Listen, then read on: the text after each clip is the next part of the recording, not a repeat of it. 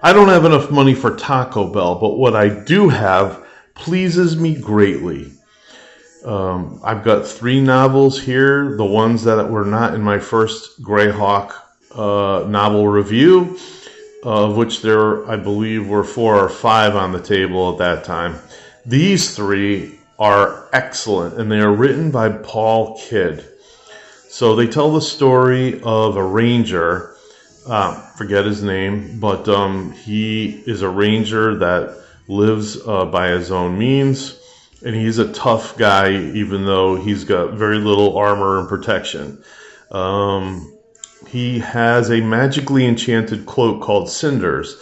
And Cinders was a hellhound that was transformed into this cloak.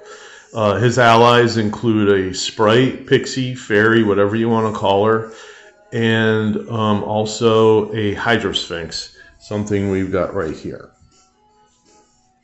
Anyway, they all have some great personalities. There's some great writing in these stories, and these are the ones that I most recommend out of these Greyhawk book series that were all written in the late 90s, early 2000s. So the first one we got is White Plume Mountain. This is where they all meet, and you learn that he's a protector of one of the countries that borders Uzz's kingdom. And we know that he has a dislike for paladins because paladins are rigid and have a set of ethics that are so different from his own that he's actually had to kill 1 or 2 in the past. The next book we have here is Descent into the Depths of the Earth. I just want to say too that White Plume Mountain, obviously they get there. You get to relive some of the adventure that you knew growing up, that if you were in the module or ran it as a dungeon master, you will recognize. Descent into the Depths of the Earth is a little bit different. The powerful ranger is even more strong at this time, and the sprite is still at his side.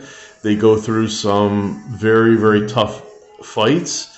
The author has a different view on the drow, and also if you've ever run Descent into the Depths of the Earth, you'll recognize some of the adventure here.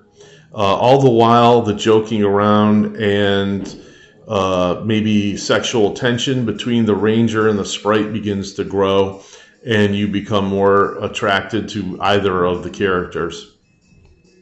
Queen of the Demon Web Pits. Well, finally they have to battle Loth herself, or at least try to get away.